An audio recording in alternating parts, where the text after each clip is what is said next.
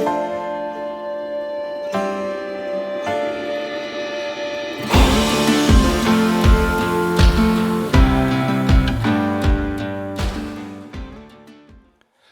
guys, welcome to episode 27 of the Sling Den, and today I've got with me Ben Barker, who's one of the members of the UKSA, and I think I first met you at the Scottish Game Fair, didn't I? I was at Perth. Yes. You Yes. had your little kind of, well, not little, it was quite a big range that you had Yeah. compared to some of the other stalls at the Game Fair, Yeah. trying to get a load of people interested in the catapults. Then again, I met you this year at Harrogate. Yes. So I know you, I wouldn't say well, but I know a little bit about you. But Yeah. for those who don't know, and maybe those across the pond over in the USA, give us a little rundown about who you are exactly. Right. Well, as I said, I'm Ben Barker. I've been around the catapult scene for probably 10, maybe 12 years, and then slowly got involved with various committees, governing bodies, whatever you want to call them, in organising and putting on shoots. And we're going to talk about the committees and, you know, the organisational side of stuff. Yeah. Because obviously it's a big part of our sport, isn't it, really? And, It is, yeah. you know, I've had a couple of people on who are competition shooters, but I think it's the first time speaking to someone who's actually working behind the scenes to, you know, try and promote these things. So it'll be good to touch on all that sort of stuff. But talk a little bit about your journey and, you know, why you kind of got involved in catapults in the first place. Never really interested in them as a kid. More air rifles, so it wasn't something I was reliving my youth or anything like that. It was my neighbour, who's one of my oldest friends, shouts me over the fence, look what I've got. Right, what's that? Where have you had that from? Got it off eBay. I want one of them. Gamekeeper John, multiply catapult, as most people had back then. And went and brought one, waited a while for it. Got it, and then I knew nothing. It just came banded up with some TheraBand gold and probably a leather pouch on it that was probably too big. And then I went up my local sort of area where there's a disused airfield where there's loads and loads of little pebbles. And then I tried to shoot it, got absolutely nowhere with it. And then I discovered that there was groups on Facebook. And the first group I discovered was the UKSA, United Kingdom Catapult Association. So I joined that group, and then I started learning more and more about it. Still didn't know where to get the elastic from or anything like that. And then I think a chap was making some, so I ordered some, and then it went from there, really. And then I got more and more catapults and made my own, as people did, and then discovered the competitions. Which was it then. I was hooked. And I think, you know, you're talking about like TheraBand gold and stuff. A lot of people kind of start from that, don't they? And it'll be quite interesting to talk to you a little bit in today's episode about what you think the differences are, not only in maybe the community, the competition side of stuff, but also, you know, like the equipment itself. You know, you've seen it all, and it seems crazy because 10 years... You know, when we think about 10 years in real terms, there's not a lot. That's not a huge period of time, is it? But in terms of catapults, it is. You know, from where we were 10 years ago, I was nowhere near the scene around then. But talking to the guys like yourself who have been in the hobby a long time, so much has changed. And what's your view on it? You know, from where it first started to where it is now. What are the biggest differences in the branches of the areas, like the community, like the competitions, and like the equipment?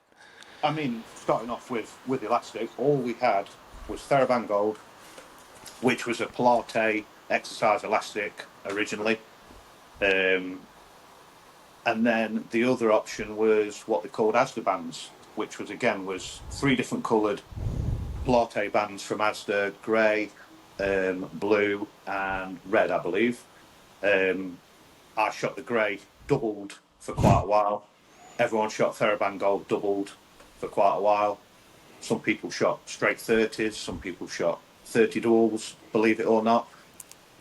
Now we're just totally spoiled. Tubes came in, tubes did come in. I'm going to have to try and remember the name now, and I can't. A black tube came in, which was really popular. But then when the Chinese started getting into it, they just opened the doors for it really to be where it is today, in my opinion.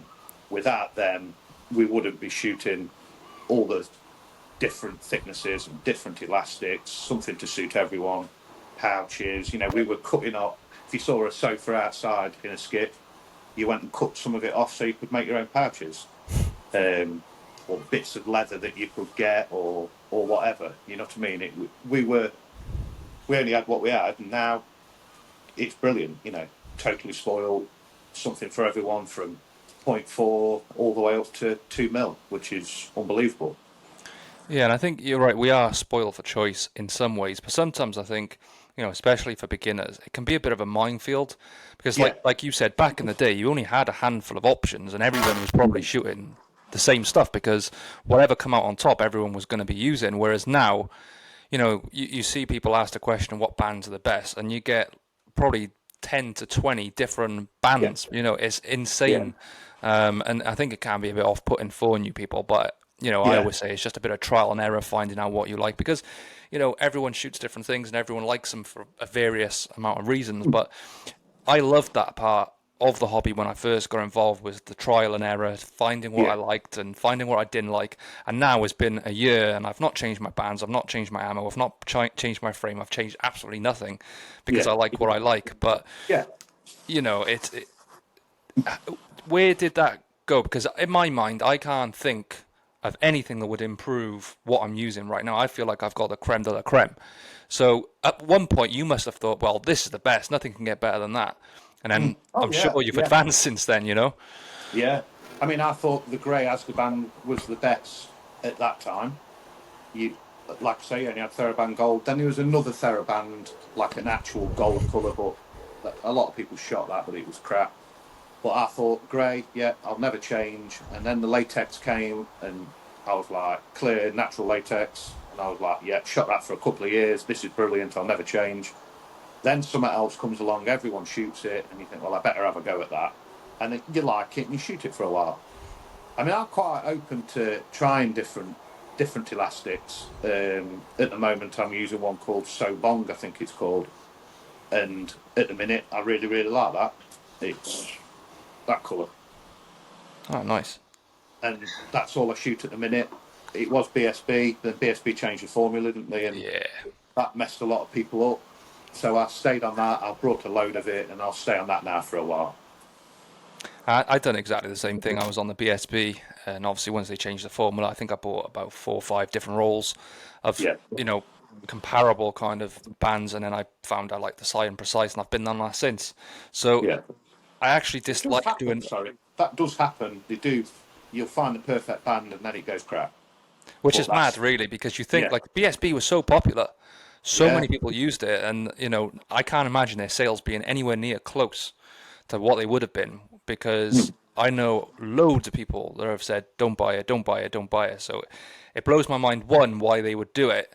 Surely they got people who's going to test it and give them feedback. And two, why they wouldn't then change back. But I guess it's to do with the factories and maybe yeah. what they're doing. Maybe they can't get that mixture anymore of whatever it is, and I mean, Yeah, just like saying then about the sales when it really got going. When you was going to competitions and there was over 100 people there, and they're all shooting Theraband Gold. I wonder what Theraband Gold, the company Theraband, wondered what was going on. Either everyone's getting really fit, or something else is going on. Yeah, it's a good point. yeah. And what about your frames? Are you now kind of staying on the side of one particular frame, or at least one Yeah, sort of style of frame, or do you no, switch around? I did. I shot RCC Velociraptor for many, many years. I shot the same one for probably 5, 6 years. I had several others, but I always went back to that one. And then I went through the weird sort of catapult shooting midlife crisis where nothing works, nothing's happening right. Oh, it's my elastic, oh, it's my pouch, it's my catapult, it's my back. The balls aren't round anymore, whatever. Um, so I tried a few different ones, and then I went back to the trusty old jumbo special. You can see that, which I painted at work. The we're not doing camera's an a bit RS blurry. I'm not focus. sure whether once the recording's finished, we'll be able to see Yeah, it properly. But I think was that the one that Jumbo had at Harrogate?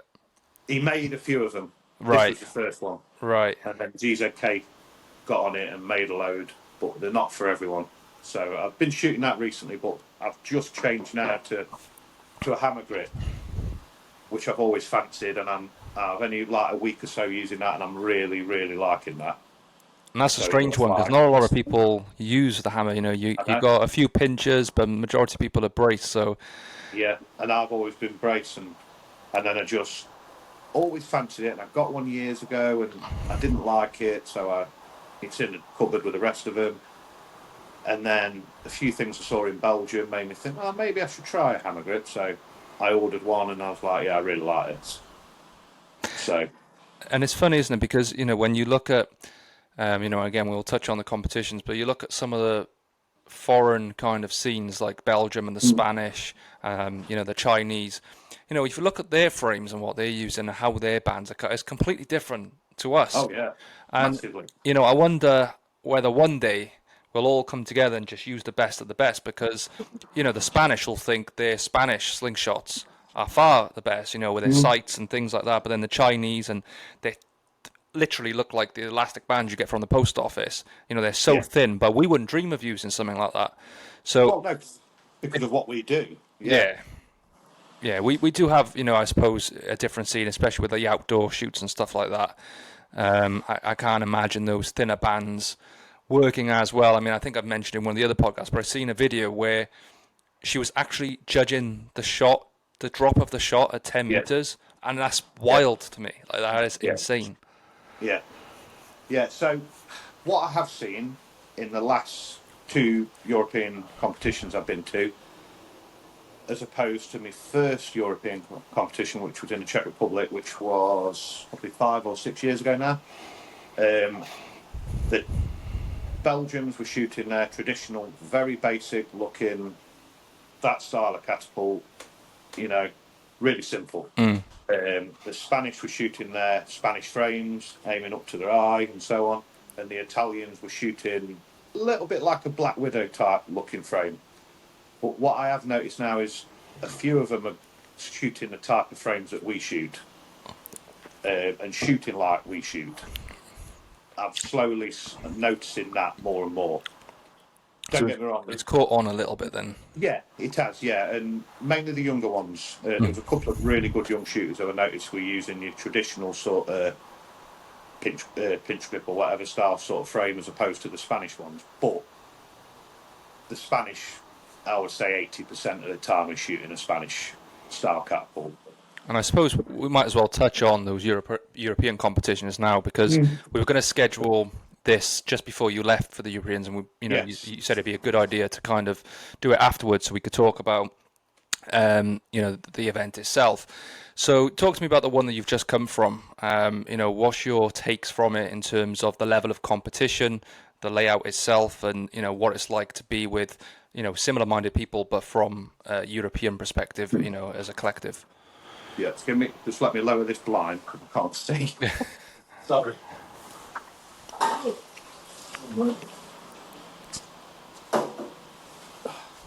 Just knocked the plant over in the process. Right. So Belgium, there was 162 competitors. The level of shooting was excellent, to be quite honest with you.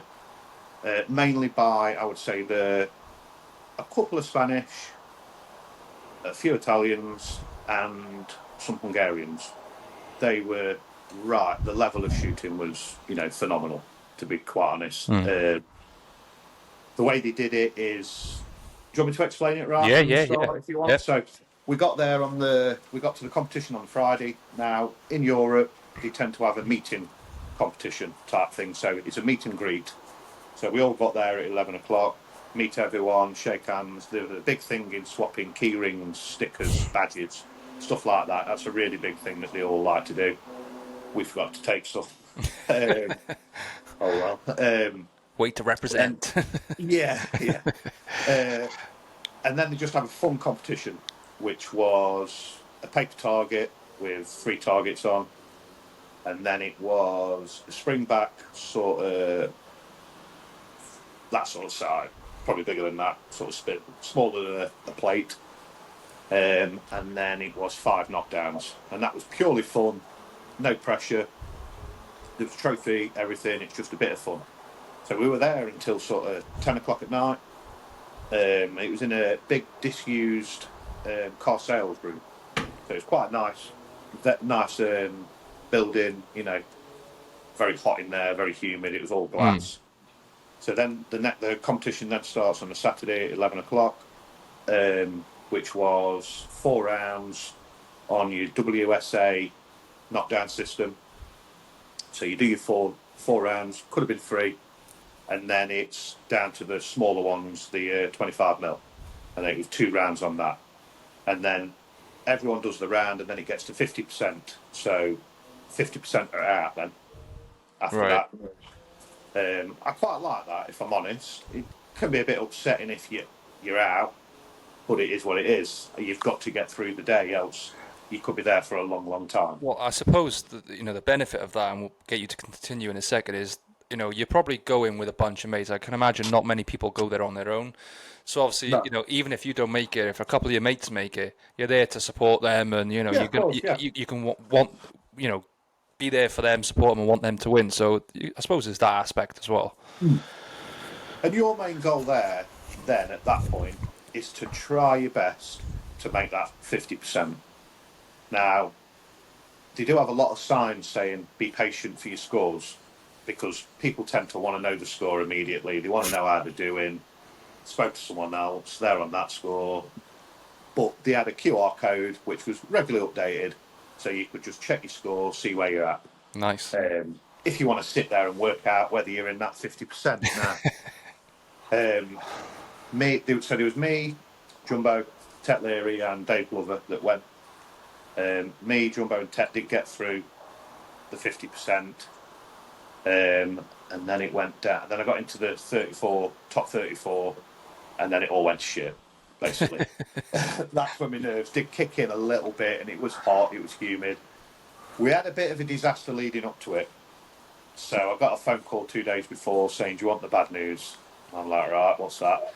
The ball bearings we sent over, which were 7s, were stuck in customs, and we wouldn't get them Oh no. till a week after, and we had to pay €40.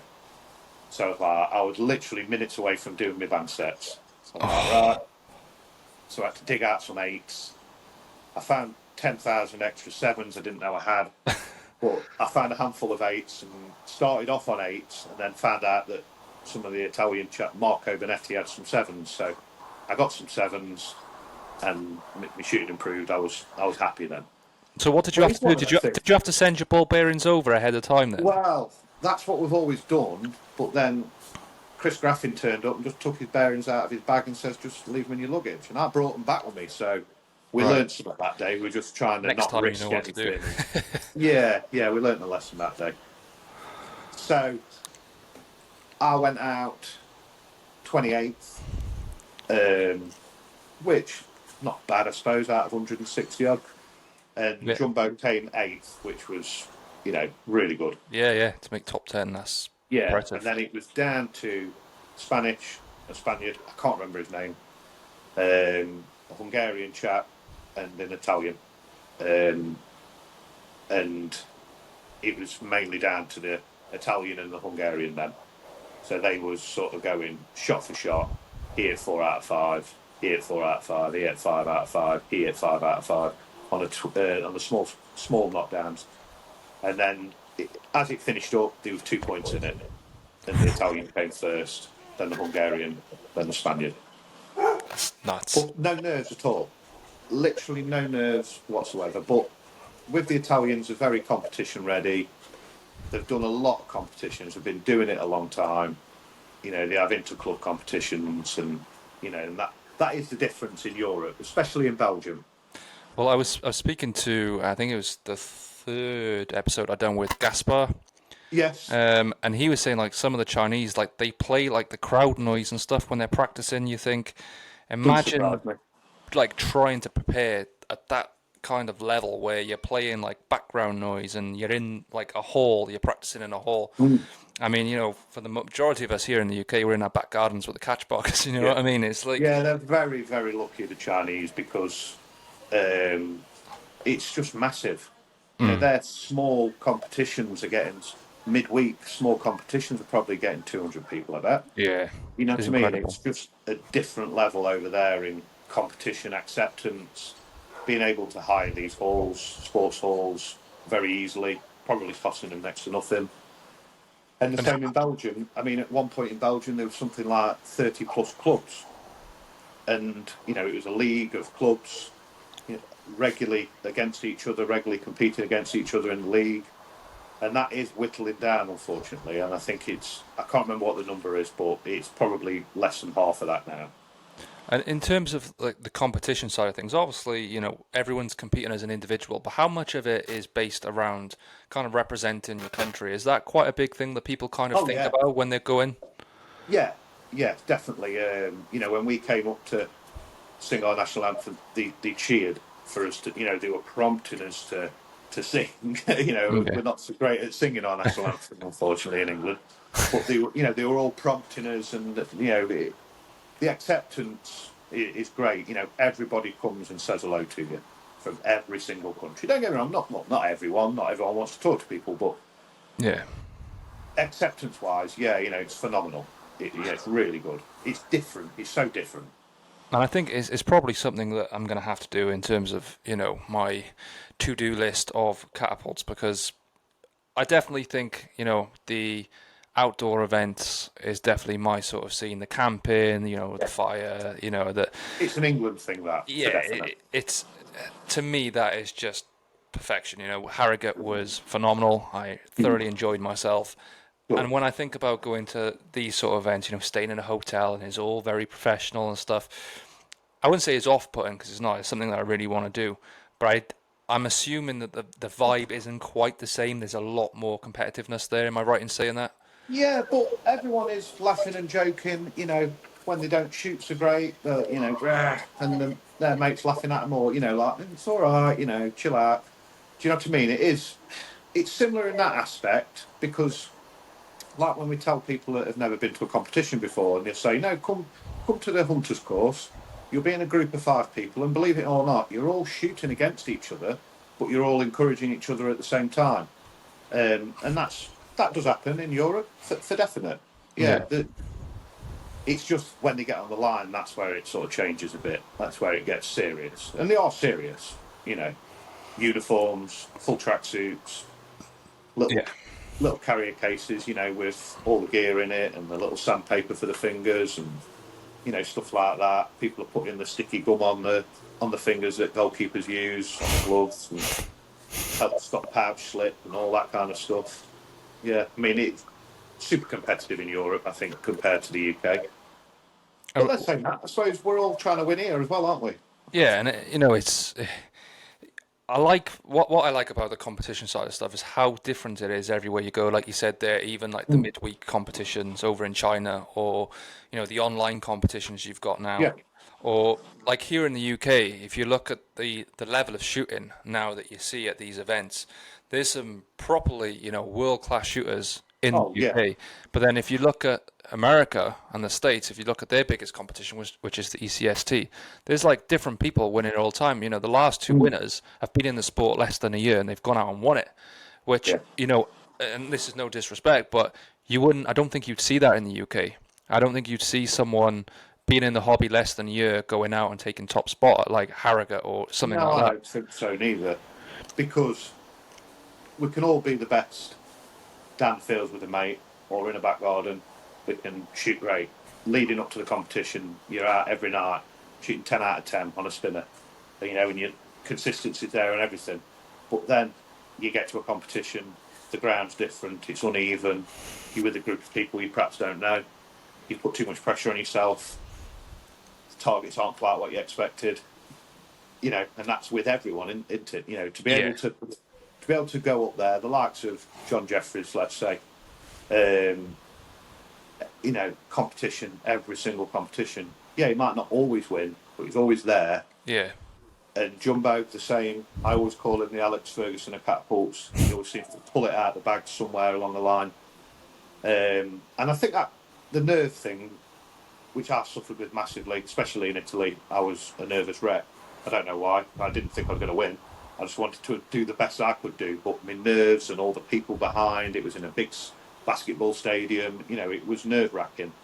Everything was on megaphones. Everything was regimented and in order. And my nerves did get the better of me. They really did. And I think to just turn up, like you say, been practicing for a year and then you just turn up and win a competition, that would be some feat.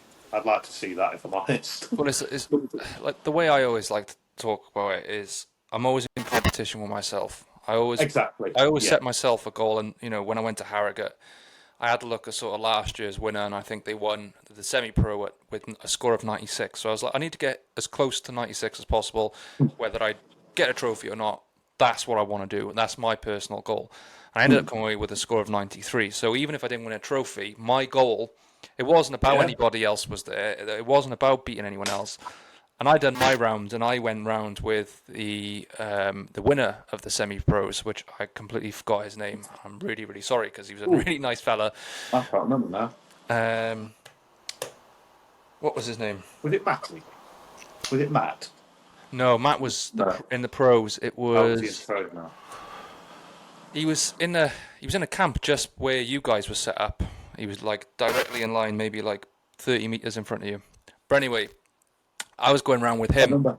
and I remember thinking we were kind of neck and neck, and then towards the end he kind of started pulling away, and I thought, oh, I'm probably going to be, somewhere middle of the pack because if he's doing this good, we got all these other groups. But it just turned out that he won it, and that's what happens when you compare yourself with other people. Sometimes you put yourself down, you're like, oh, he's shooting a little bit better than I am, and you can't do that really. You only Nah. can do as good as you can do, and if you start looking at other people, like when we were doing the knockdowns, and you had the likes of John, my buddy Selwyn done, fantastically well. TJ was absolutely unbelievable, Phenomenal. Absolutely phenomenal. you're watching that, and I'm thinking, oh my god, there's levels. You got so many different levels and so many different levels of shooters that I'm like, right, I've still got so much work to do because I'm always trying to do better against myself. I'm always trying to, whether I'm doing spinners or whether I'm doing, I'm out in the woods and I'm trying to, hit certain targets. I'm always wanting to do better. But when you see other people and you see where they are, for me, it drives me on even more. Yeah, definitely. It does get the nerves in me because I'm like, oh my god, I'm not going to be able to do what he just done. But at the same time, it drives me on to think, it is possible to be that accurate, and I want to keep going. I mean, I think I used to do that, sort of compare myself to someone. I just ignore that now. I just literally think it's just me shooting. But I think it's like you say, when you go to a competition, so now you've scored 93. So your goal now is to score 96, say. Still stick with that. You've done 93. So that's the competition within yourself now, isn't it? And I always say to myself, as long as I come away from a competition, yes, we always want to win something. And I have won things, but on the way home, I always say to myself, I was happy with our shot this weekend. Yeah, and that's all that matters. Yeah, that is 100%. all that matters. As long as if you're disappointed with how you shot, then you're going to just put pressure on yourself for the next one and get yourself sort of stressed out and competition stressed. And I think if you just relax and enjoy yourself, and especially on a hunter's course, if you're in a good group and you're having a good laugh, and that's what I try to do when I go around with people. I have a bit of banter, and it always seems to help the ones who haven't been so many times, or the first one. You see their shooting improve as they're encouraged. Good shot, mate. Unlucky, mate. And they get better and better as it goes on. Well, I remember we done the night course on the first night we were there at Harrogate, and you were taking us around, and within 2 shots you were there changing your bands. I thought, oh, this is nice and chill. Yeah. And then I went around with Jumbo when we did the main hunters course then, and it is that you guys put people at ease right away because even though you're there to watch what we're doing, to score us and stuff like that, you're making sure everyone's relaxed, but by having a little bit of a laugh, having a joke, and some of the targets are quite hard to see, so everyone's kind of looking and interested in that. So, I like that aspect of it, the fact that you do, relax and you do see people improve. We had a lady that had never picked up a catapult before in her life. I Oh, think with Mary. with Ross. Yeah, oh, Yeah, great couple, love them. They're and she was brilliant going out around, there. she was trying her best, she really wanted to hit one each time, and we were all encouraging her. And just watching someone who's never picked one up before go round and just, you could see the enjoyment on her face. She never stopped, did she? No, She and never that let for it get her me, down. She I kept was going. just like, that's just unbelievable. Watching someone go Yeah, around like that, like I said, uneven grounds, climbing up onto rocks and having to bend down yeah, and get, it's just, and that's what it's all about, really. And I thought to myself, yeah, that took the definitely, pressure off me definitely. because I thought, look at the fun everyone's having. That's what it's about. And Yeah, and I you, think when you're having fun, you relax. yeah, yeah. And I think my thing has always been I've never really been interested too much in the knockdowns, so that's what I've done since I've got back is really practice my 10-meter stuff because it's sort of like Yeah, I don't want to just go for the hunter's course and then be stood there like, oh, I'm really not going to enjoy this. I'm really nervous because I don't practice. So I do want to go and make sure that I can try and be a little bit competitive. So that's like my little edge. And I think as long as as an individual, you're trying to bet yourself in some way, like you said, on the way home, then you question yourself, did I shoot well? Oh yeah, I missed this target. I maybe could have mm, hit it, but what about that good shot I had? What about that yeah, shot was at sort of 15, 20 meters that I managed to pull yeah, off? So there's all those little things that you can kind of think about. yeah. And I mean, hunter's course, like you say, I think the 10 meters, it's the 10 meters, 20 straight line stuff. I've noticed a slight decline in good scores on that because I think genuinely people in this country love a hunter's course. We absolutely love it, and there's no other country that does it how we do it. Yeah. Hungary only did it for the first time this year, but their targets were stuff like this, like a whole rabbit or a whole metal pigeon, and we were telling them what we were shooting, and they were like, "Wow, yeah, that's good. We're going to try that." So I've spoken to a few other Europeans that asked me about the hunter's course.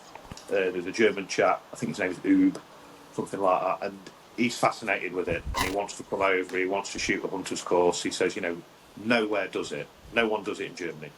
No one does it in Italy. No one does it in Spain. No one does it in France. They do it in America, but I think they've adapted. They've got that from us. Probably Moan has probably introduced that a little bit more, maybe than anyone else. Um, so yeah, it's good to have a unique thing, and I would love to see like some of the Italians and some of the Spanish come over and shoot a hunter's course. And that's what I was just about to say is, you know, for us as a country, we have to be quite versatile when we're going to events because as much Yeah, as we've got the straight line stuff, you've got the hunter's course and it's completely different. mm, The way of shooting is completely different. Like you said, the uneven ground. You haven't got a nice clean. You're outdoors for a start. It could be rain. yeah, It could be wind. You've got all those yeah, aspects. Different heights of the target. You're not shooting at the yeah. same height every single time at the same distance. Different Having to bend size. down, having to Yeah, kind of go onto your tiptoes sometimes. There's all these aspects, and I think that's why people like it so much because you have mm, to be really versatile in your shooting. And obviously, a lot of people kind of either got into it or seen catapults from the mooching side of things, and I guess mm. that's as mostly comparable as you can get is the hunter's course, which is why Yeah. I know it's called the field target course, but a lot of people will End of the call day, it the it's hunter's course. yeah, it's a simulated hunter's course at the Yeah. end of the day, and I mean, just touching on how much the hunter's course has moved on from where I first saw it at Andover 10 years ago. It was a hedgerow that was probably 100 meters, and they were just different size targets, probably 20, maybe 25, and we just stood at different distances. I Mm. mean, we did some mad things to try and make it different. So there was a sitting down one. So you were sat down on a chair at like 25 yards, 25 meters. And we even did it one year where you shot with one target, you had to shoot with your opposite hand. A bit. It didn't last very long. People's frames were getting hit, hands were getting hit. So I don't even think I even tried. Um, but some people did hit it. Gamekeeper John, I think he hit it with his left hand. But now look at it. It's 50 target hunter course where you've got a dinner break in the middle because it takes that long. Yeah. And you're out for 3 hours. you could be out a bit quicker, but most of the time it's 2.5 hours as a judge, take them round. Then we have to go around ourselves and do it again, which is no way an advantage, I've got to say. It's not an advantage. Some people think it is, but it definitely isn't. It's a beautiful place as well. Yeah, Just being able to walk, through where we were walking through, taking yeah, it's shots and amazing. stuff. It's stunning, and we were quite lucky with the weather, weren't we? Because I think Yeah. it forecast quite heavy rain and things like that, but we were quite lucky the way we got through it. Mm. But talk to me a little bit about you guys and how you guys set it up in preparation for everybody that's attending. Right, so Harrogate wise, that's Darren Grimberg's area. So there's me, Darren, Jumbo, and Ian Jones on the committee. Um, so Darren does a lot that he can do his end, i.e., ringing a guy, looking for availability on the land, ordering the toilets. Everything's local to him. So we'll order the toilets. We'll go up. Jumbo and Darren will go up because Jumbo lives in Wakefield, so he's a bit closer than I am. I'm 3 hours away. So they'll go up because we have to take the targets down because when we're not shooting there, it's a motorbike trials course, which is quite a busy trials course as well, apparently.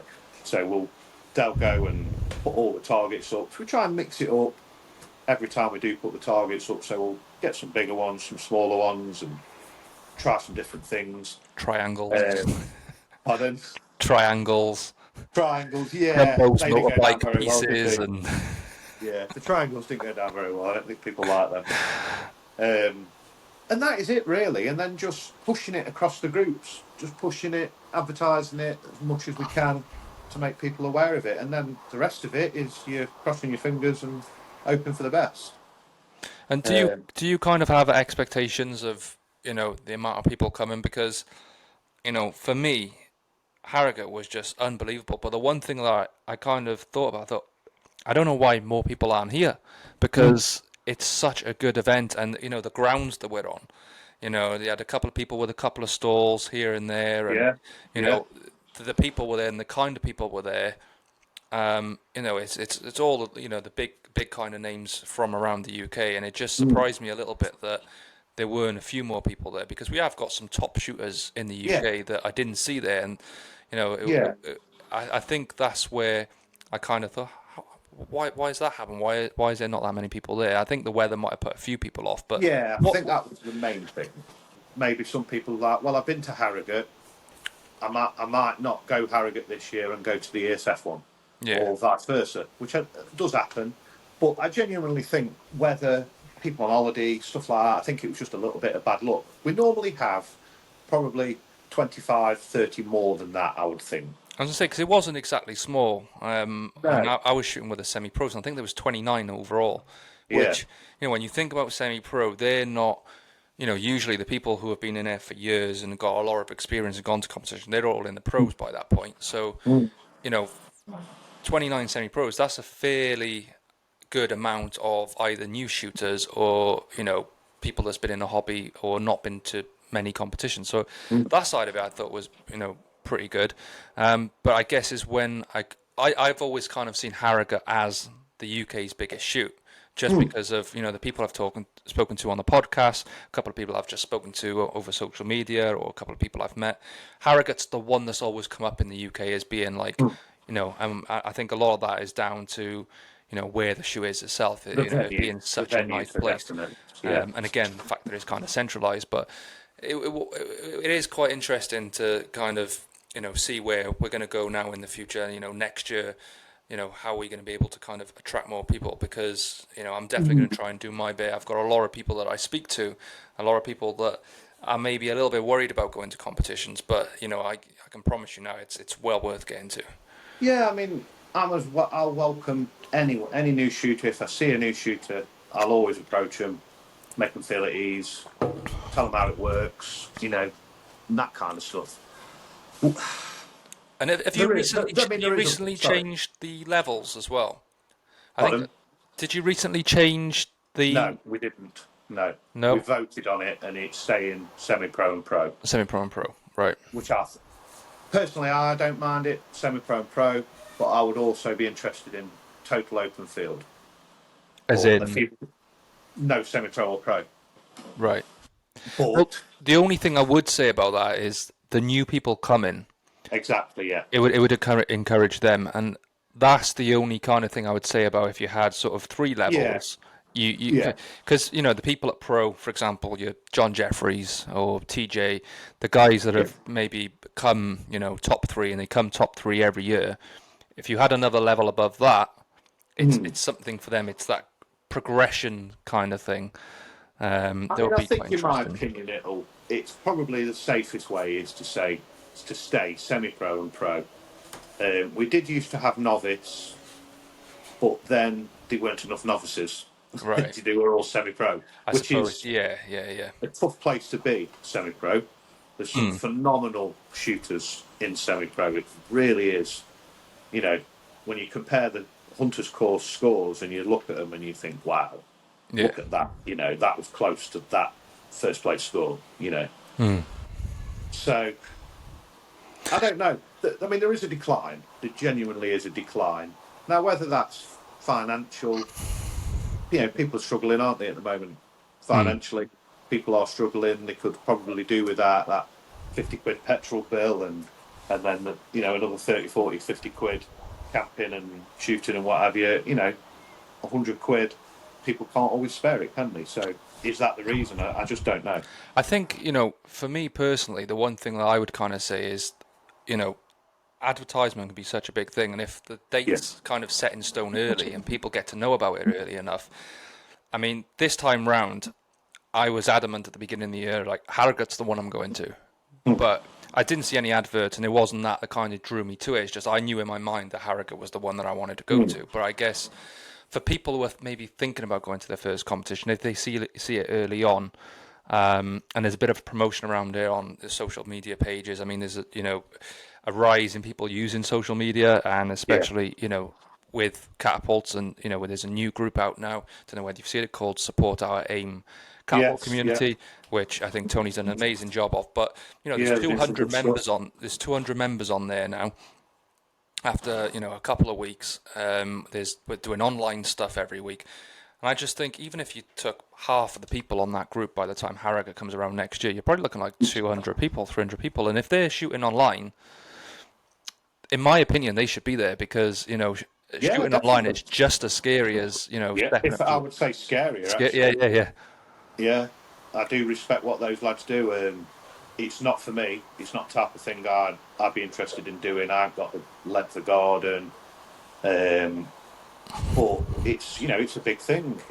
It has been around a while. It first started off probably 7 years ago with an app called Periscope. Mm. When you got international, worldwide shooters on it, and now there's this league, and people are doing it regularly, and it's really good, It, definitely. it's a good way of being able to be competitive, sort of all year Yeah, round, and and being able to definitely shoot a help your competition nerves. from your back garden is Definitely, yeah. is great. And I think you touched on it a little bit about people maybe deciding to go to one shoot rather than another, and I think Mm. that sometimes can take away from certain events. And I'm not saying it's a bad thing because I don't mean that at all, but I feel like the more competitions there are, those people have to be spread around all of them, if that makes Yes, sense. So yeah, if there's a yeah, competition happening every 2 months, someone might go, well, I'll go to this one and then I'll miss this one. Whereas yeah. if say there was just two all year round, No, we those need more than two that. would get a lot of numbers. So, Yeah, it swings both ways because it's good for the fact that people can get to loads of competitions, but at the same time, it does mean lesser numbers at some of the competitions. yeah. And you say, for instance, like there's a few in Kent coming up. Mm. You're perhaps not going to get, people say from the Yorkshire area, willing to travel for a one-day shoot. They may have Mm. to think, well, I still want to go, so I'm going to go, but I'll get a hotel and then I'll go and I'll drive back on the Sunday night. So obviously that's going to cost money then. That's going to probably more than it would if it was a one-day shoot. So that can sometimes make people, well, I won't go to that. But then you've got the people from Kent that Yeah, haven't been to any competitions because they're not really a fan of travelling, or they haven't got a driving licence, or they can't afford it. Then they'll go to that Kent one, and which is great. yeah, and I sometimes feel like maybe if there was just one whole organization in the UK, you could have like one or two, which were your big ones, or like your one big one every year. Yeah, Let's just say that it's Harrogate. That's your big shoot. That's the big one that everyone gets to. And all the smaller ones are branch off ones, which are sort of like mini leagues. So, you could maybe do something like that. I don't know, but then again, I know there's people out there just trying to do good and trying to get more people involved, especially with and I don't want to go too far deep into it because I've spoken about it a lot in recent podcasts. Is the bad stuff that we're seeing in the press and these youngsters that are going out causing trouble, and there's so much of it going around at the moment. So I can't yeah, blame those people because they're trying to get people to attend these events to really show the positive side of the sport and what the hobby should be used for. So it's not me yeah. criticizing or saying, oh, I just think there should be one overall kind of board, but it would be interesting if we could all come together and have all these kind of clubs communicating and working together. But I think we're probably a bit far off that, aren't we? I think so. Yeah, I do. I mean, the likes of sort of Belgium and they've been doing it for a long time, a long, long time. Competition-wise, club competitions, club leagues. They've got the rules and they stick by the rules. The difficult thing is who invents the rules, Yeah. and then that's the hard bit because then someone will always have an opinion on, well, this rule should be like this then, and then you get nowhere. Yeah. I mean, we're not trying to, the UKSA, we're not trying to own catapults. We're just trying to do what we can do to the best of our ability. And again, that's where the range then comes into play, the mobile slingshot range. So not only does it make us money to put the competitions on, to buy better stands, to buy better target systems and pay public liability insurance and everything else, and contingency money if we put a competition on and the weather's horrendous and no one comes and we're £1,000 down. Yeah. So we've always got a little bit of money in the pot. If one shoot fails, the next one we can still afford to put on and recuperate. So with the range, yes, it makes us money and it puts it out there. The amount of people that come and have a go, because the difference between us and a catapult range that you'll see at a game fair is there's a Barnet Diablo with massive rubber tubes on it with a big pouch. There's the balls. They're the things you shoot at. That's it. That's what most of them do. Where we show you how to do it, how to hold it. Don't get me wrong, it doesn't work with everyone, but quite a lot of people get it, and we get them hitting the target. They might hit it once out of them 10 shots they've had a go at, and then they'll go, I want another go now. Yeah. So just start getting the hang of that clicks. Some doesn't click, they're like this, they're horrendous. And some of the kids, they don't get it, but we try with everyone. And the amount of people that say, I never even knew this was a thing. I just thought catapults were what Dennis the Menace had and went out causing trouble. I didn't realise there was all this science behind it and this skill and this competitiveness. And then the next year, you're at the same show, and that couple you were teaching turn up. Hey, hope you're all right. I saw you last year. They pulled the catapult out of the pocket. So they've been and brought the catapult because we've given a WASP card or a Lone and Grey business card or Nick Eggerty, whatever, and they've been online, they've found it, and then they turn up and and you see in the following year they're getting better and better and better. And a few of them have come to competitions. The lady and her grandson, that's where we met them. Oh, nice. At Nice. Doncaster Game Fair, and they took our number, rung us up, exchanged numbers, told them when the next comp were. Took them a couple of years to come, but they came. So that's just two people. But, it's two people, isn't it? And I witnessed that at the Perth Game Fair. You see these kids, and you've got a number of different targets. Had everything from, a huge can to a 12.5, and it was good to see. There was quite a few of you there. Everyone was kind of getting a bit of support and encouragement, and you could see these kids' faces when they hit a target, like trying to turn around to find their parents, be like, "Oh look, I just did it," and it was, it's that side of it as well. But like you said, then it's money going into the pot to provide for the rest of the shooters, and I can't fault you for that, really. We take nothing out of that. We don't take any petrol money out. We don't take no food money out. It's just our money. We go there. And don't get me wrong, I wouldn't do it if I didn't enjoy it at the game fairs. I really enjoy it. It's stressful at times, but it's good fun most of the time. And, I mean, when we saw you at the Scottish one, there was a young blonde-haired kid who came. He had natural ability. got him hit the target. He was there all day. So he's just coming along and chucking his £3 on the side or whatever it were. And then we wouldn't just give him 10 balls after a bit, you give him 15. Yeah. We do that with lots of people. If they start getting it, just 20 balls, chuck them a few more balls. Yeah. And then Darren's brother, who lives near there, was in the pub. And the young kid's dad, who was something big to do with shotguns, was there talking about it, saying, "Oh, my lads had a great time. He was on that catapult range, a real good bunch of lads. It's cost me 80, 90 quid because he wants a catapult now and he wants this and he wants that." And he turned up the following year, this year, with his catapult, and his dad says, "You've cost me a fortune. I've had to buy band cutting mats, jigs, catch boxes." He says, "But he's out every night." So that straight away was showing him a proper way of shooting it. He's in his garden with a catch box. He's learned Not the on right his way, iPad, and he's doing it for the right reasons. trying different elastic, and he's outside and he's loving it. And that's what it's all about. Perfect. Well, if you're ever stuck for Perth, I'm about half hour away. So if you ever need anyone to come give you a hand, let me know. Yeah, we will do, definitely.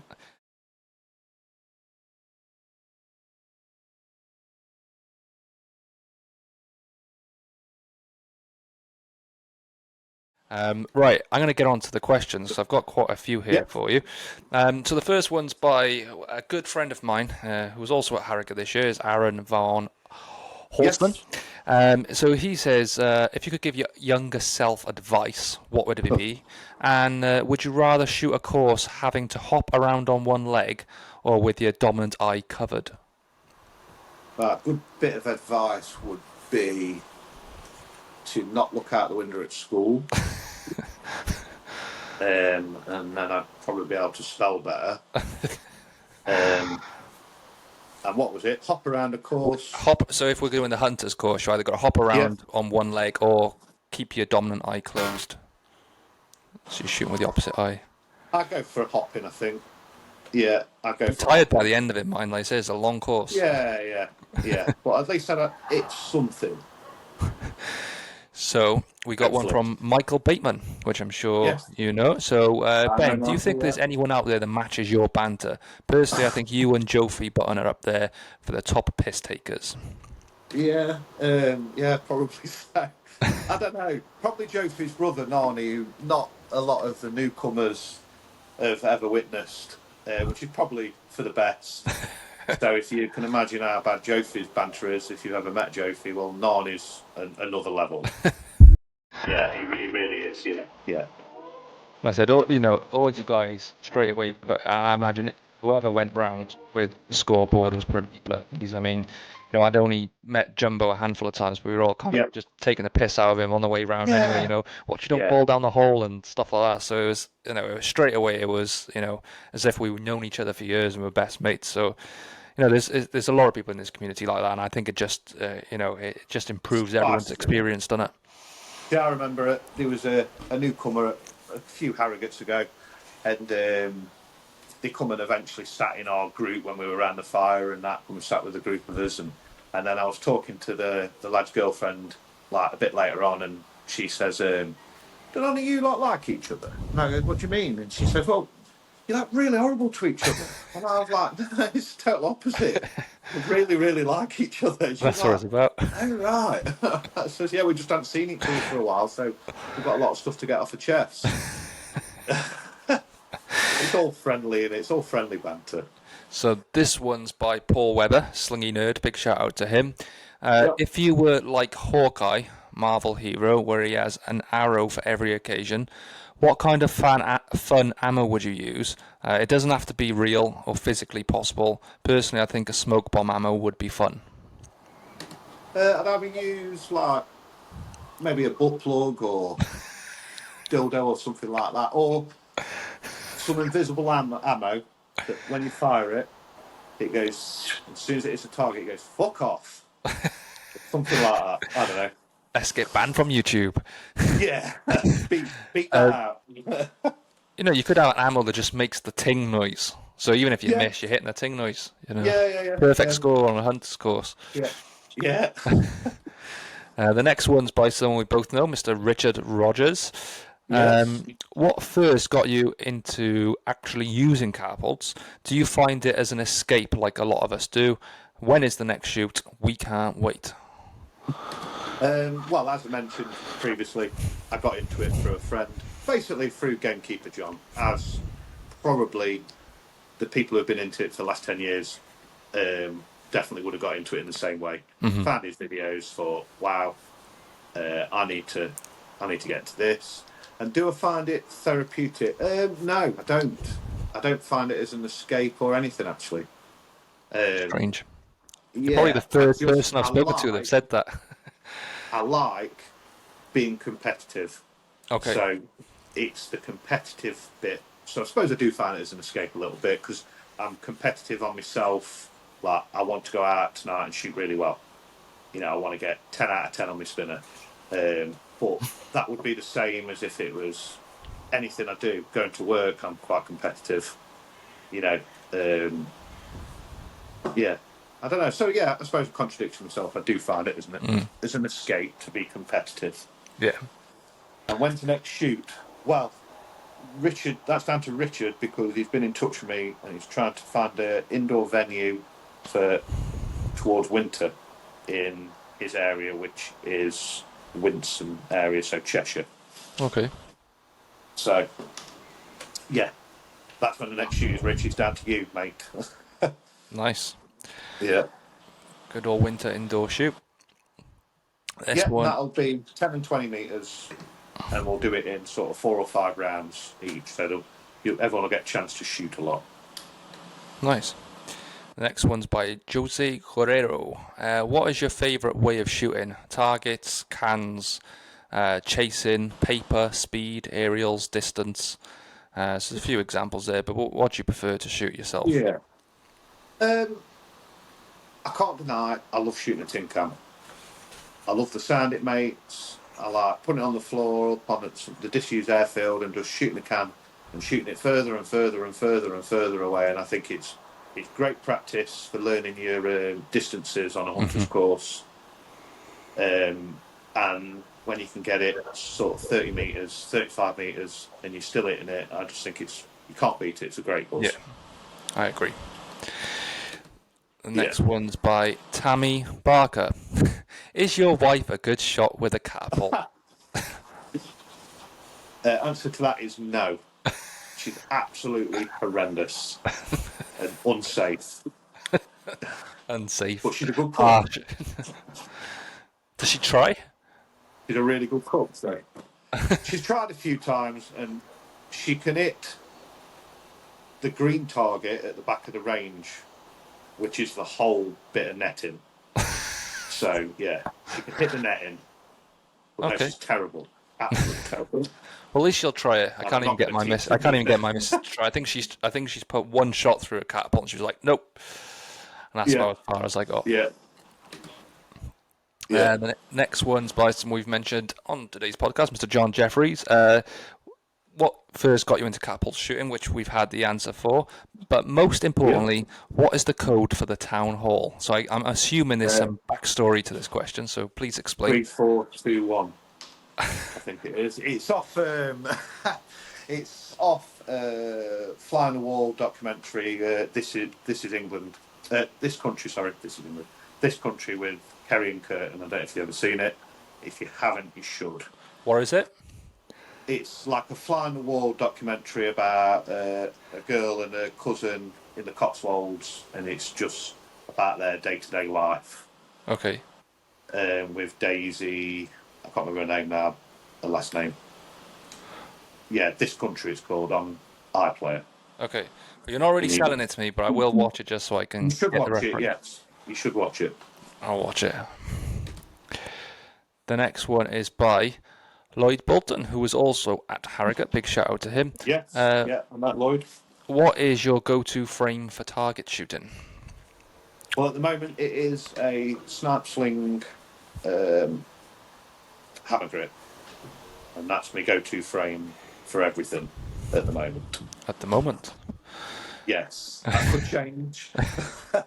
So I think this is the longest I've stuck on a frame. I've been on the Mustang for a year. I think I was on the Skeleton before that for about 8-9 months, but I've been on the Mustang for a year and I'm I've tried a few other things since. A few new things has kind of come out. I've just ordered myself a Snapshot from Island Made Catapults just because I really, really like the design of that. But I've Yeah. got a feeling the Mustang's gonna be quite hard to beat. Yeah, I mean, if you're hitting 93 and your first hunters course, then it's working for you, isn't it? For I suppose definite. so. Stick with it. The next one's by another good friend of mine, Chris Foster. Again, who's also at Yeah, Harrogate no this year. stress. Are there any plans for a shoot up north in the future? And if there was one thing you could improve about the sport, what would it be? Why and how you would improve it? Right, shoot wise, up north, there is going to be a very small shoot at Camp Bob, and that is going to be next, not this weekend, the weekend after. Very late notice. Whoa, that It's is late. nothing to do with me. It's what Camp Bob are putting on. Um, I didn't know whether it was going to be 100% until a couple of days ago. Because it's usually, is it So not usually winter? They usually not do that a little bit later in the yeah, year. but the problem is the main people that run it. One of them, he works on an oil rig, so he struggles for the time he has off. He's got kids and everything, and sometimes Right. he can't be up there. Um, so yeah, it isn't going to be. I don't know how big a competition's going to be with it being so late notice. Okay. I don't even know if I'll be able to go, to be honest. And then what? How would you improve the sport? What? Um, phew, I mean, how long we got now? It's a tough one, isn't it? I mean, obviously, we need to stop or at least try and educate the idiots with a catapult. But any idiot can pick up a catapult or an air rifle or a crossbow, for that matter, or a bow. But with a catapult being so pocketable, it comes with problems, doesn't it? Yeah. Unfortunately. I So personally think we just need to get rid of TikTok or catapult videos on TikTok because I come off it. YouTube, You yeah, literally scroll and it's just kids shooting seagulls off roofs with like yeah, solar panels, and I'm just like, I can't believe yeah, like this is all being uploaded and people are commenting on it saying good shot and stuff like that. I'm like, this is not no, our hobby. This is not what we no, represent. So until that kind of thing is dealt with, and I think it's out yeah. of our hands. I've had It conversations with is. a It lot of is. I people. mean, all we can do, um, the UKSA and the community that attend the competitions, that do the online shooting, that shoot in the back garden, and that's all they do. They're only interested in target shooting. It's just to promote that and show that that is the other side of it with the range. We've had police come over to the range where the police are at game fairs doing the thing that they do. They've come over and had chats with us. Quite positive, you know what I mean? Look, seeing what we're doing, understanding what we're doing, and that's the thing. We just need enough people to see that there is a highly competitive precision shooting side Yeah, to it. Because at the um, end of the day, we're that's all a good point. precision shooters. That's a really good point because I don't think there's any way we can stop these kids going on and No, acting like idiots. You know, we've got to overtake we them. we can That's what try we've got and to do. encourage them. We can try and get them to the shoot and stuff like that. But you're right. We need to kind of overtake them, and we kind of need to Yeah. silence them by promoting the positive side of what we're doing. And I think that's a really good point that you've made there. And the groups like that support our aim and stuff like that that's recently come to fruition. That's the kind of thing that's going to help do that. So I highly Yeah, suggest definitely, that definitely. people do that kind of stuff. Even trick shots. I know some people complain and say, "Oh, but go live or go to a competition." I get it, but if people are out there doing trick shots and that's what people are seeing, that'll attract people and show the skill and precision that people are Yeah. having. So anything like that is not aimlessly shooting something, in a public place, I'm all for it. Yeah.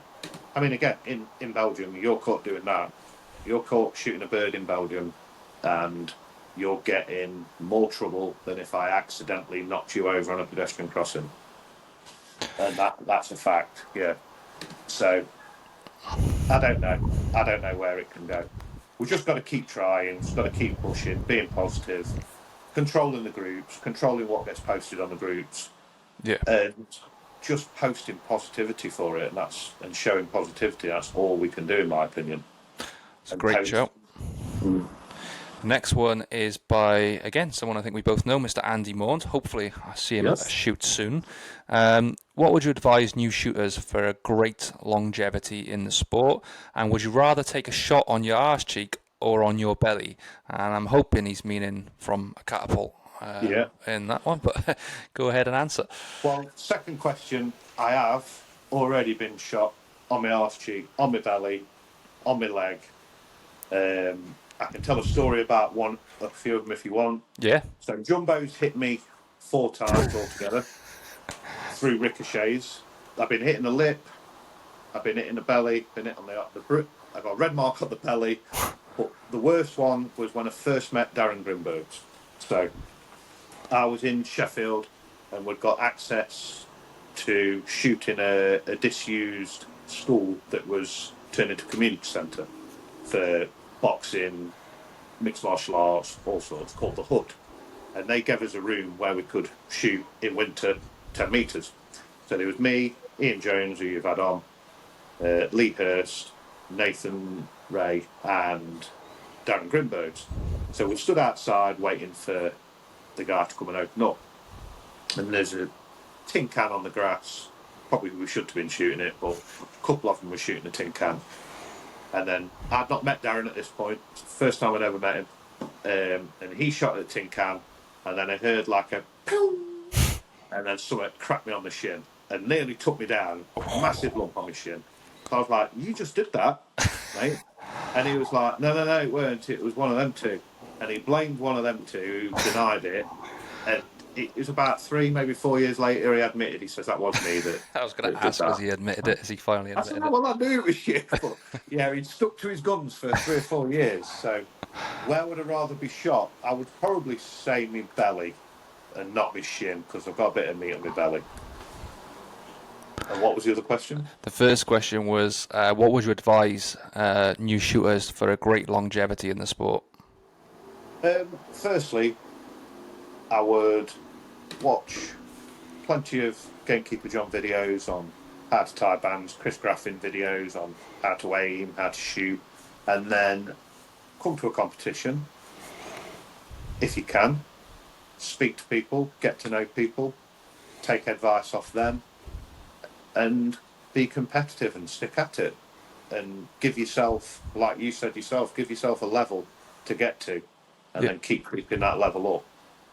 And if the young ones want to stay in it, they've got to stay away from girls, haven't they? There is that. That's the longevity of it.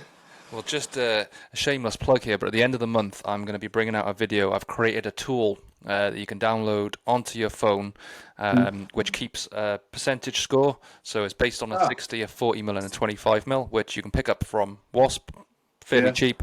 Hang them up, and all you do is you enter how many times you hit the target out of 10, and you do that over a month, and it gives you a percentage accuracy on all those. So I'll be doing That's a great idea. That's a really good idea. So every week For anyone. For anyone, yeah, it'll be free for everyone, and it's just basically you can try and beat your score every week, and at the end of the month, then you can have a look, and then the next month, then you're going to try and beat your percentages.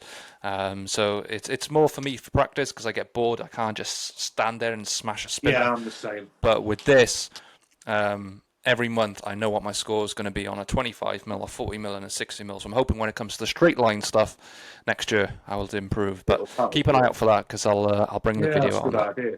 And the same with that. So I went through a spree of not practicing. I stopped for quite a bit for 8, 12 months, and Belgium gave me a kick up the arse for that. So I'm back practicing again. But all I'd say to anyone getting into it is if you've got 10 metres in your back garden, make yourself a catch box, buy a catch box, whatever. And you don't have to be out there for hours on end. 20, 25 shots, in my opinion, that's all it is. More than enough.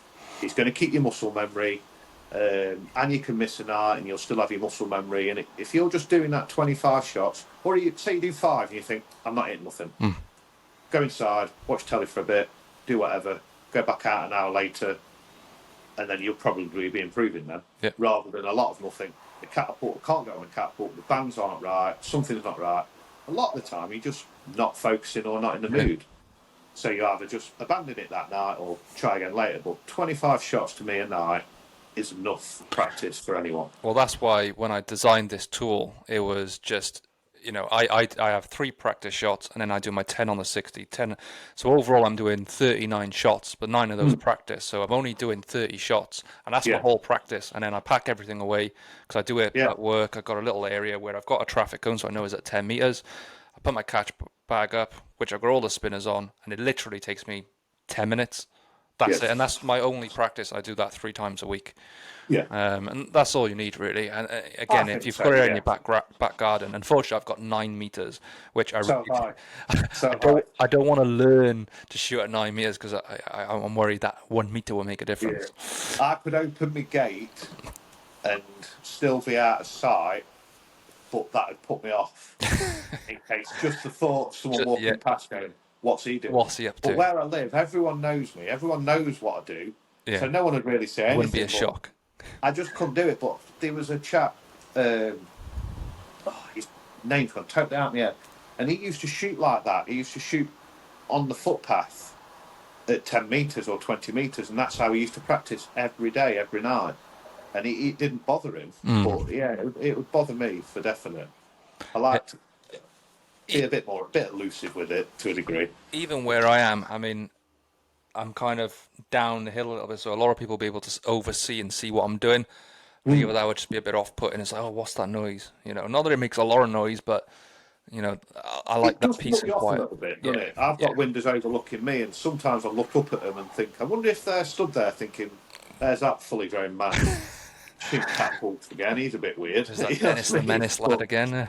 yeah, but it does get into my head a little bit, I must admit, sometimes. But So the next we've got to one, practice, haven't we? the next question I am going to ask, but I'm not going to ask you to ask, is by Sean Shag Hackleton. How long you been shooting, and how did this start? I pinched Benji's first question. Well, Sean, I ask these questions at the end of the episode, so hopefully next time you ask a question at the end. All love, Yes. mate, but next time. Yeah. I'm always going to ask that question as part of the podcast. Yeah. The next one is by someone that I'm going to be having on the podcast very soon, and that is Rex Spurlock Jr. from over in the USA. At what point in your life did you decide to become a tournament level accurate, and what's your inspiration to become competitive? Right. So, as soon as I went to my first competition, which was Andover, and saw the level of shooting then with names who no longer shoot now, would they be as good now as they were then? I don't know. But what I saw, I was amazed. And then I shot obviously terribly for my first time. I wasn't very good. And that straight away made me think, I need to get better. I want to be not mixing it with these, but I want to be just seen as like, oh, he shot okay. And that's all I want. So then that turns into competitiveness, doesn't it? And then you start finding a friend, you make a few friends, and you want to beat them. They perhaps want to beat you, and then it becomes competitive. Yeah. But I love competition. I love anything competitive and competition. I just think it's great, and I love watching it as well. Yeah, I agree. I think, initially I wasn't into it for the competition side of things, but I think as you start progressing, as you start becoming more accurate, it's just natural to want to then compete, isn't it? So what fascinates me, sorry, I know you asked me the questions, but Yeah, no. something I've always done, and I've always watched other people shoot. So whether that's turned me into being a judge and helping out these competitions, I don't know, but it just fascinates me watching different people, the way they shoot, the different style they shoot.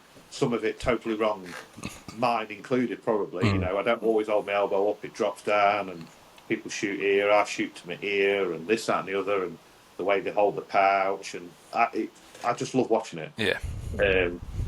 Yeah. The next one is by Cliquey Catapults. Hi, Ben. Have you ever caught anyone cheating at one of your events? If so, what would happen to them?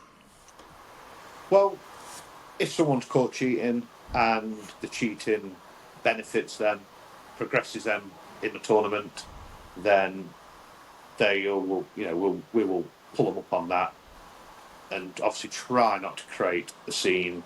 It would be a private conversation, and And sometimes if I do witness it and I think that wasn't a hit, and everyone believes it was, but I don't, then I would perhaps mark that down as a 0.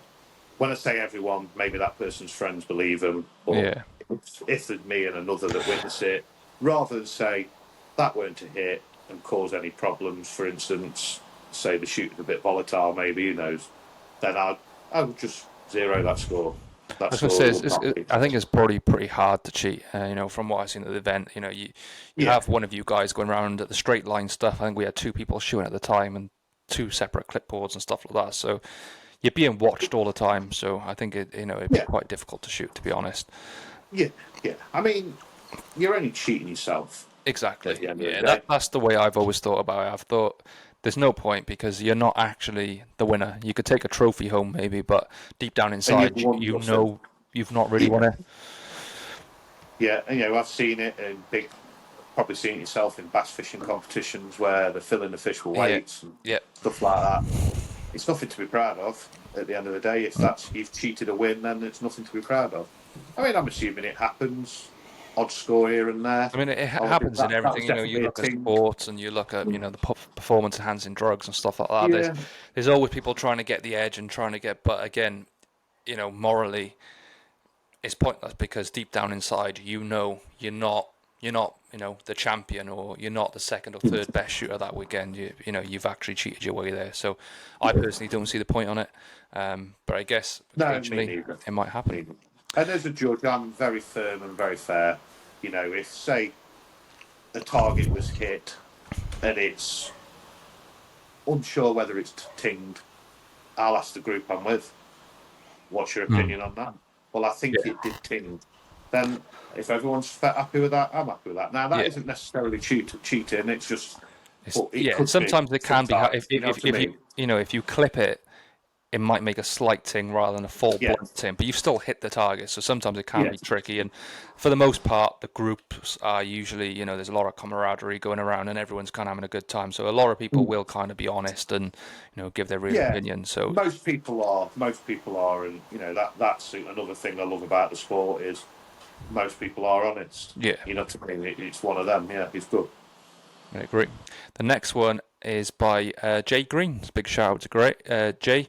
I think you've already answered this. Hi Ben, is there any plans for a UKSA indoor shoot this year? So I think Jay's going to have to speak to his good It's buddy May. Richard Rogers, isn't he? Yeah, we would love to get an indoor shoot, 10 and 20 metres. That's it.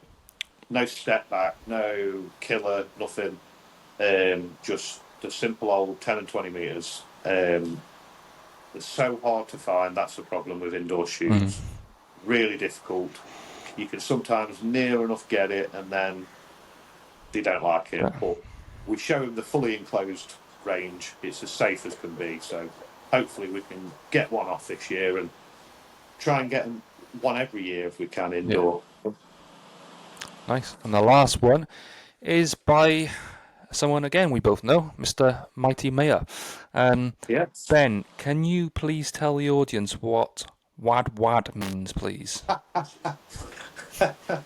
Right. So Mayor was at Harrogate and he had corduroys on. But he's a character, isn't he? So, He is, yeah. So he had corduroys on, and when I was a kid, if you had corduroys on, you got teased, Right. and you got called vert vert. So as the corduroys rub together, they go vert vert vert vert. So I was obviously being an idiot and having a laugh and saying that to my mayor until I told him what it meant. Yeah. So There you go. Perfect. Well, that's all yeah. the questions asked. I'm just going to hand over the microphone to you and basically leave your message, anything you want to say to the community out there, to the people watching. Just Yeah, mic I is mean, yours. let's just stay positive and keep doing what we're doing. Let's keep putting these competitions on. The more, the merrier, and just keep it positive and let people show that this is a positive and safe and competitive sport. That's Completely about agree. it, really. Yeah, Yeah. and thanks for everyone that does make the effort to come to the competitions and the people who help out, as well as competing themselves. They're happy to help and score. That's stuff the thing. like that. There's a lot of good people in this community, Yeah, and I there think is, there sometimes it is, doesn't and get said enough. There's a lot of really good people yeah, in this community, and it's one and of the without things. them, we can't always, Oh, we can't do it. the hobby would be dead, without Yeah, with only a small community, but without some of the people that we've got here, it would be dead probably a long time ago. So it's yeah, for worth giving definite. everyone as a whole a shout out. Everyone does a great job. Yeah. But Those lads that come along and we ask them if they can score, and it's always the same ones who we do ask because they're always happy to do it. And we're happy for anyone to go around and score mm, if they're happy to do it. Sometimes I do forget that they've come to shoot catapults and have fun and not necessarily want to go around and score a group of people, but the majority of people who we ask do, and it helps massively. It really, really mm. does. And we, like you just said, we can't do it without them. It's all our sport. We're all the same people. We're all into it in the same way, and we've just got to stay positive to keep it going, and long may it continue. That's it. Couldn't have said any better. Well, thanks for joining me. No Been an problem. Thanks absolute for having me pleasure on. speaking to you. I'm sure we'll see each other again very soon. Most Hope you've all definitely. Yeah. enjoyed the episode. Like the video, subscribe, and I'll catch you all soon. Yeah. Thank you very much. Yeah.